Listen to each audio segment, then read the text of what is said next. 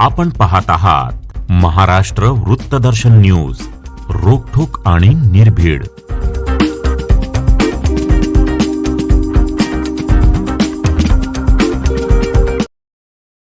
नवीन D.Ed B.Ed पदवीधारक तरुण आणि तरुणींना 20,000 रुपये मानधन तत्वावर सेवेत घ्यावे या मागणीसाठी डीएड बीएड सुशिक्षित बेरोजगार महाराष्ट्र राज्याच्या वतीने सांगलीच्या जिल्हा अधिकारी कार्यालयासमोर पद्माकर देशमुख यांनी आमरण उपोषण सुरू केलंय। सुशिक्षित बेरोजगार तरुण आणि तरुणी यांची हेळसांड होत असून सरकारने नोकरी न दिल्याने या तरुण आणि तरुणींवर उपासमारीची वेळ आली आहे।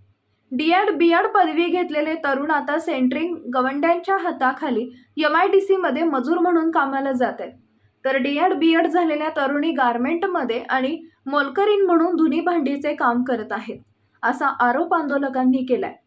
सरकारनं रिटायर्ड झालेल्या सेवानिवृत्त शिक्षकांना 50,000 रुपये पेन्शन असतानाही पुन्हा सेवेत घेत 20,000 रुपये मानधन देत सेवेत घेतलंय। आधीच GR रद्द करून नवीन GR काढावा आणि सेवानिवृत्ती शिक्षकांना सेवेतून काढून नवीन डीएड बीएड पदवीधारक 20,000 रुपये मानधन तत्वावर सेवेत घ्यावे यासाठी पद्माकर देशमुख यांनी सांगलीच्या जिल्हाधिकारी कार्यालयासमोर आमरण उपोषण सुरू केलंय। तर आज डीएड बीएड सुशिक्षित बेरोजगार कृती समिती महाराष्ट्र राज्याच्या वतीने सांगली जिल्हाधिकारी कार्यालयाच्या समोर आम्ही आमरण उपोषणाचा या ठिकाणी इशारा दिला होता। आज आम्ही आमरण उपोषण सुरुवात केलेली आहे। आज आमच्या उपोषणाचा पहिला दिवस आहे। आज आमच्या एवढ्याच मागण्या आहेत की जे महाराष्ट्रामध्ये डीएड आणि बीएड सुशिक्षित बेरोजगार तरुण आणि तरुणी आहेत त्यांची हेळसांड होत आहे। त्यांना आज उपासमारीची वेळ त्यांच्यावर आलेली आहे। आज सेंटरिंग पेंटिंग गवंड्याच्या हाताखाली कामाला MIDC मध्ये हेल्पर म्हणून काम करत आहेत, महिला गारमेंटमध्ये काम करत आहेत, काही महिला धुनी भांडी म्हणून लोकांच्यात काम करत आहेत। अशा पद्धतीची उपासमारीची वेळ आमच्या सर्व डीएड आणि बीएड सुशिक्षित बेरोजगारांच्यावर आलेली आहे। आज खऱ्या अर्थानं ही जर बेरोजगारी जर कमी करायची असेल तर शासनाने सेवानिवृत्त शिक्षकांना जाणून बुजून पुन्हा रिटायर झालेल्या शिक्षकांना जाणून बुजून त्यांनी सेवेमध्ये 20,000 मानधन देऊन त्यांना नेमणूक केलेली आहे।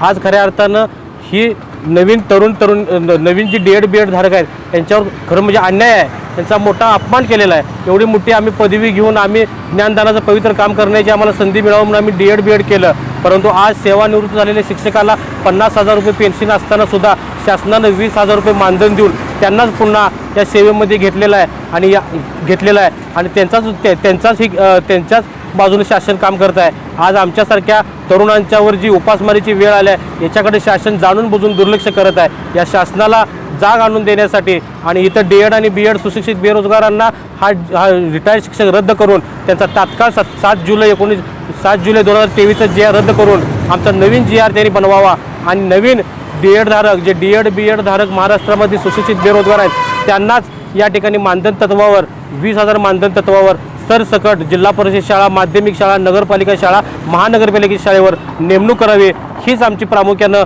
मागणी आहे। नमस्कार, मी सुहासिनी चंद्रकांत रासाटे, डीएड बीएड सुशिक्षित बेरोजगार समिती सांगली जिल्हा महिला अध्यक्ष।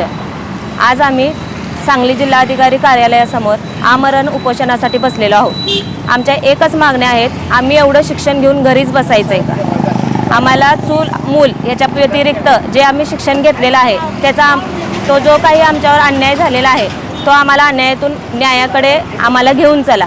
जे रिटायर झालेले आहेत त्यांनाच पुन्हा तुम्ही नोकरीची संधी देताय, मग आम्ही इतकं शिक्षण घेऊन आम्ही काय करायचं आहे? घरीच बसायचं आहे का?